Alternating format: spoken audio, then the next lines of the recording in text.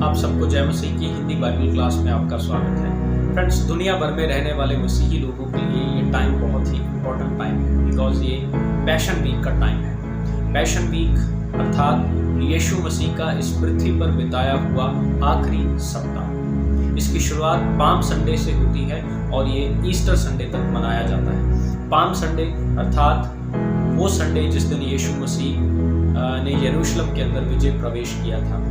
यकरया 9 अध्याय और उसकी 9 आयत में लिखी हुई भविष्यवाणी के अनुसार इस आयत को हम पढ़ेंगे। हे सिय्योन, बहुत ही मगन हो, हे यरूशलेम जय जयकार कर, क्योंकि तेरा राजा तेरे पास आएगा।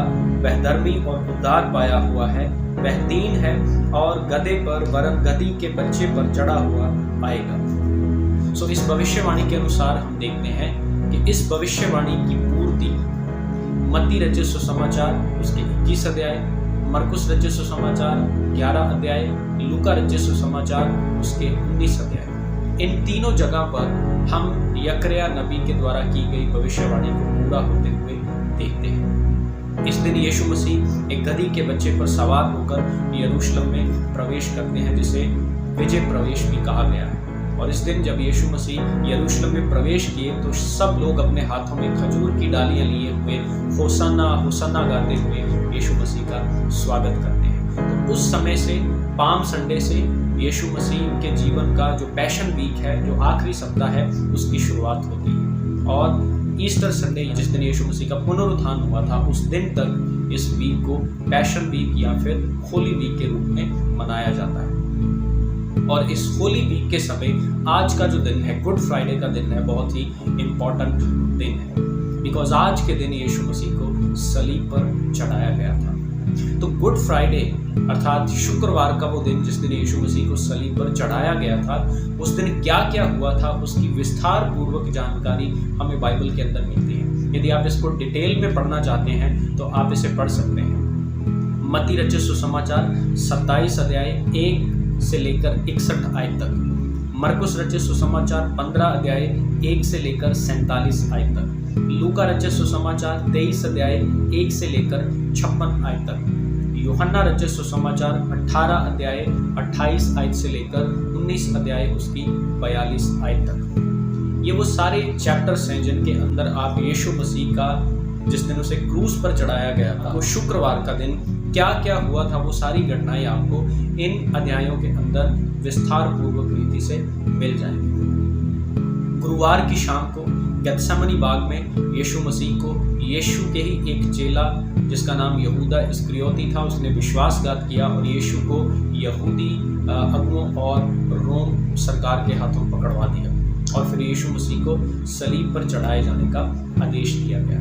सबसे कठिन दिन था यीशु मसीह के जीवन का, क्योंकि यीशु मसीह ने इस दिन बहुत ज़्यादा दर्द, पीड़ा और वेदना और कष्ट को अपने शरीर में सहन किया। उसे मारा गया, 39 कोड़े उसको लगाए गए, उसके पूरे शरीर को लहूलुहान कर दिया गया, सर पर कांटों का मुकुट रखा गया, हाथ और पाँव में कील मार दिए गए और उसकी साइड में भाले से उसको बेधा गया। सारे कष्टों को सहने के बाद 6 घंटे तक यीशु मसीह क्रूस के ऊपर लटके रहे। तो आज का दिन जो गुड फ्राइडे का दिन है, यीशु मसीह के जीवन का सबसे दर्दनाक दिन था, लेकिन इसे गुड फ्राइडे कहा जाता है। Why it is called good? इसे अच्छा क्यों कहा जाता है? It is one of the most difficult days of Jesus' life.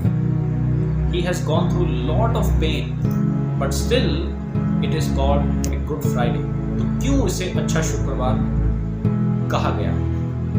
हम परमेश्वर के वचन से कुछ बातों को देखेंगे। सबसे पहले हम पढ़ेंगे रोमियो की पत्री 5 अध्याय और उसकी 8 आयत। परंतु परमेश्वर हम पर अपने प्रेम की भलाई इस रीति से प्रकट करता है कि जब हम पापी ही थे तभी मसीह हमारे लिए मरा।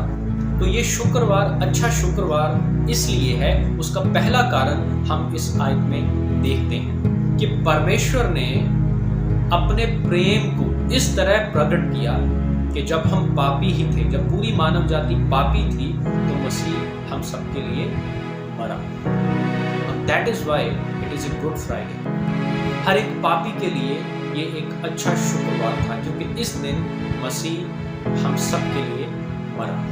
दूसरा कारण क्यों ये अच्छा शुक्रवार है, पहला पतरस 3 अध्याय और उसकी 18 आयत को हम देखेंगे। इसलिए कि मसीह ने भी अर्थात अधर्मियों के लिए धर्मी ने पापों के कारण एक बार दुख उठाया ताकि हमें परमेश्वर के पास पहुंचाए। वह शरीर के भाव से तो दाद किया गया पर आत्मा के भाव से जिलाया गया। इस आयत में पतरस बताता है कि अधर्मियों के लिए एक धर्मी व्यक्ति ने अपनी जान दी। हमारे पापों के कारण यीशु मसीह ने वो तमाम दुख उठाया ताकि वे हमें परमेश्वर के पास पहुंचा सके। सो फ्रेंड्स, गुड फ्राइडे क्यों इसे अच्छा शुक्रवार कहा जाता है, क्यों ये एक गुड फ्राइडे है? बिकॉज इस दिन यीशु मसीह ने पापी और अधर्मी लोगों के लिए सलीब के ऊपर अपनी जान को दिया और परमेश्वर के पास जाने का मार्ग मानव जाति के लिए तैयार किया। And that is why it is a good Friday. ये अच्छा शुक्रवार इसीलिए है क्योंकि यीशु की मृत्यु, यीशु के दुख उठाने के कारण मैं और आप यीशु मसीह के द्वारा परमेश्वर पिता तक पहुंच पाए। हमारे पापों की हमें क्षमा मिली, हमारे अपराध माफ कर दिए गए और हमें पिता परमेश्वर ने अपने बेटे और बेटियां बना दिए। हम उसके पुत्र और पुत्रियां बन गए। That is why it is a good Friday. इसलिए ये एक अच्छा शुक्रवार है। और एक और बात जो इस शुक्रवार को अच्छा शुक्रवार बनाती है वो है यीशु मसीह का पुनरुत्थान। फ्राइडे के दिन यीशु मसीह सलीब के ऊपर अपनी जान दी, मर गया, लेकिन रविवार ईस्टर के दिन यीशु मसीह मृतकों में से जी उठा और यीशु मसीह का पुनरुत्थान इस शुक्रवार को एक अच्छा शुक्रवार बनाता है। यस माय डियर फ्रेंड्स, भले ही ये शुक्रवार यीशु मसीह के जीवन का बहुत ही कष्टदायक और सबसे मुश्किल दिन था, लेकिन मेरे लिए और आपके लिए ये एक अच्छा शुक्रवार है। मेरे लिए और आपके लिए ये एक गुड फ्राइडे है क्योंकि इस दिन जो यीशु मसीह ने अपने जीवन में सहा, जो यीशु मसीह ने किया, उसके द्वारा मैं और आप परमेश्वर के पुत्र और पुत्रियां बनने पाए हैं। And that is why it is a good Friday. तो आइए इस गुड फ्राइडे के अवसर पर हम यीशु मसीह के दिए हुए उस महान बलिदान को एक बार फिर से स्मरण करें और अपने जीवनों को प्रभु यीशु के हाथ में सौंपें। इस क्लास के द्वारा परमेश्वर आप सबको आशीष दे। Thank you. God bless you.